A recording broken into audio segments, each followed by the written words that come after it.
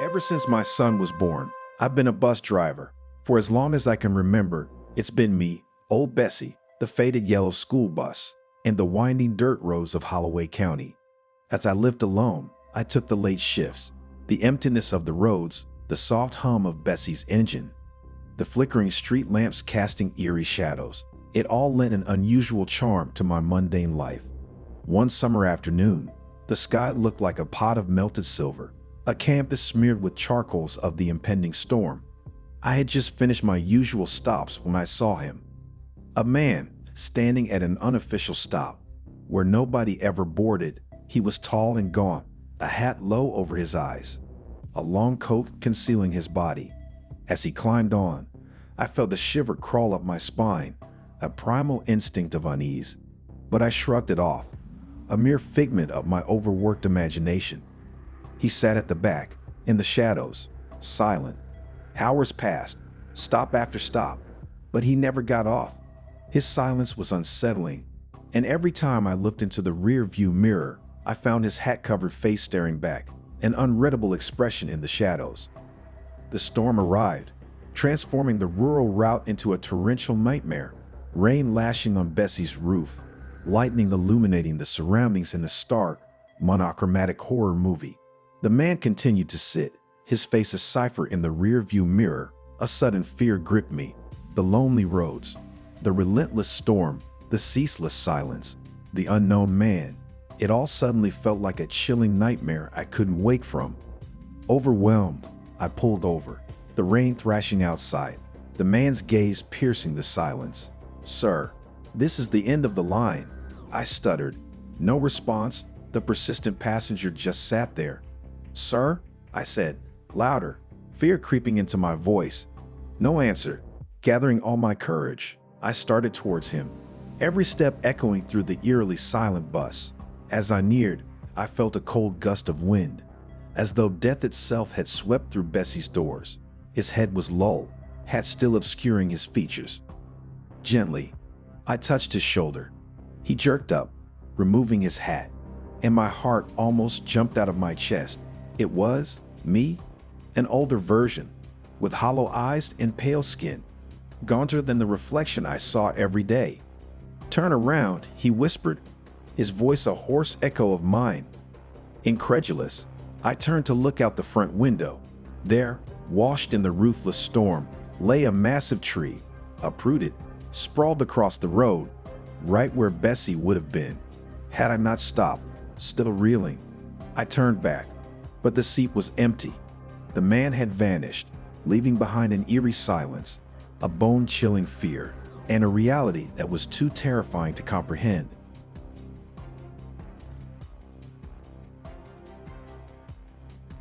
When the power first cut out, I thought it was just another citywide blackout.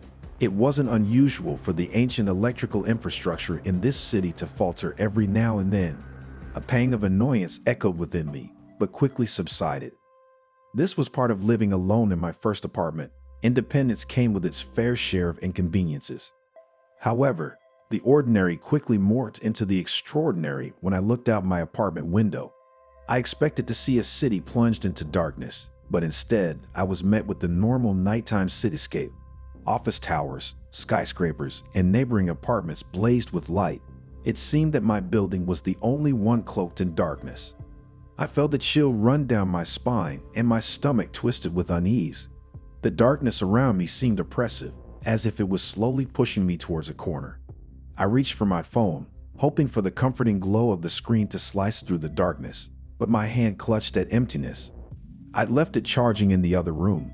I muttered a curse and fumbled my way through the dark. The fear was irrational, I knew. I was alone in my apartment. The door was bolted shut. I was safe. And yet, the cold tendrils of paranoia were beginning to curl around my heart. I tried to laugh it off, to berate myself for being so childish.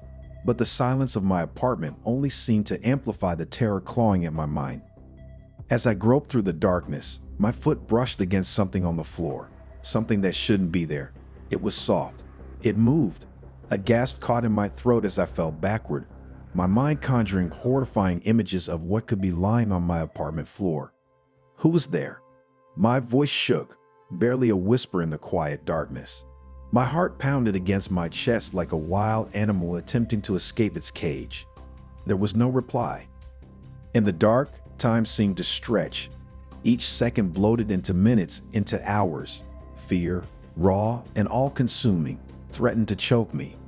Suddenly, I heard a low, growling noise. It was guttural, primal, and much too close. Every hair on my body stood on end. Driven by sheer terror, I leaped to my feet and ran towards my bedroom. The darkness swallowed me whole. I crashed into furniture, fumbling blindly towards the perceived safety of my bedroom. I reached the room and slammed the door shut, panting hard. I was trembling uncontrollably, my mind filled with nightmarish visions of what could be in my apartment. Then it struck me. My phone. I'd left it charging on my bedside table. I scrambled towards the faint, pulsating glow of the charging indicator, almost sobbing in relief as I held the phone in my hand. Just as I was about to dial 911, the bedroom door creaked open. My blood turned to ice. The growling noise was back, louder this time. I didn't consider my options. I flung open my window, slipped onto the fire escape, and began to descend as quickly and quietly as I could. The darkness seemed less oppressive outside, the city lights offering some semblance of safety. But the sound from my apartment didn't stop. It filled the night air, turning it thick and heavy with fear. I reached the ground just as the power in my building flickered back on. Looking up, I could see the silhouette of something massive moving in my apartment. Something that definitely wasn't human. The police arrived soon after, alerted by my frantic call. They found my apartment ransacked, the remains of a large animal, maybe a bear, that had somehow managed to get in through the fire escape. The relief that washed over me was indescribable.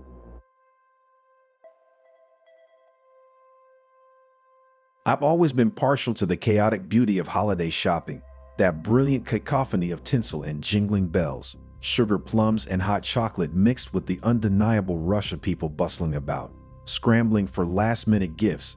It was always a reminder of my own childhood, when holidays were pure magic. Now, as a single mother of two precious souls, Maya, 8, and my little Tawny, just 3, I yearned to create that same magic for them. It was in this spirit that I took them to the city's biggest mall, adorned with twinkling fairy lights and a towering Christmas tree. A week before Christmas, the aroma of gingerbread and hot cocoa filled the air as we walked hand in hand. Tommy's little hands were wrapped in mine, his eyes wide with wonder. Maya, all grown up and responsible, navigated us through the crowd with a determined look on her face. Suddenly, I felt a shiver pass down my spine. The sort of primal chill that surfaces when something's not quite right. I turned around, and my heart nearly stopped. Tommy was not by my side. He was gone. My world froze. My pulse hammered in my ears. A fevered panic, a mother's worst nightmare, gripped me. Mia. I managed to whisper, pulling her close. Tommy's gone. Her eyes mirrored my fear. We raced around, shouting his name, weaving in and out of the endless stream of people. A security guard noticed our distress. He was a tall, gaunt man, eyes sharp under his cap, but he had a soothing voice that somehow brought a smidgen of calm to my terror. We described Tommy, his brown hair, his green dinosaur sweatshirt, the adorable lisp when he talked. He promised to help, his voice steady and certain. As we waited, I could feel paranoia creeping up on me. Each passing second was a nail in the coffin of my sanity. I kept replaying the last image of Tommy in my head, his tiny hands slipping out of mine. A man, masked by the crowd, passing by us. Had I imagined the man looking back? The stranger who, for a split second, locked eyes with me before disappearing into the crowd. It was then that it hit me, a tidal wave of icy fear. The man, the glance, the timing. It was all wrong. My heart pounded, blood curdling in my veins. What if he had my Tommy? Driven by dread and desperation, I raced through the mall, my mind in overdrive, my instincts on high alert. Time warped around me. The mall's holiday merriment took on a sinister edge. The shoppers seemed oblivious, their laughter discordant and terrifying in my ears. Every shadow morphed into the stranger. Every child's cry was Tawny's. Just when I thought I'd lose myself to despair, a sharp gasp from Maya made me whirl around. She was pointing at the entrance of a toy store, her eyes wide with fear, but also hope. There, peering out from behind the door, was Tommy. His tear-streaked face was etched with fear. He was holding someone's hand. The man. He spotted us at the same time. The man was taken aback, his eyes wide with surprise. He tried to pull Tommy further into the store, but my little boy shook off his grip and ran towards us. I grabbed Tommy and held him tight. I turned to face the stranger, but he had vanished. We returned to the security guard, who promptly called the police. A sense of heavy relief washed over me. Though tainted by the bitter taste of what could have happened, the mall's festive cheer felt hollow, the twinkling lights no longer magical. Weeks later, the police arrested the stranger. His face, when flashed on the evening news, was a chilling reminder of our close shave with disaster. He was a known kidnapper, linked to multiple disappearances over the past years.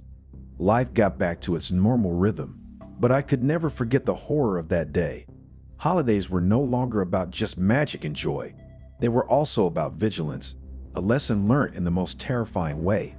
As for the city's largest mall, its twinkling fairy lights and towering Christmas tree lost their charm forever. The memory of our ordeal turned them into grim reminders of our brush with the unimaginable.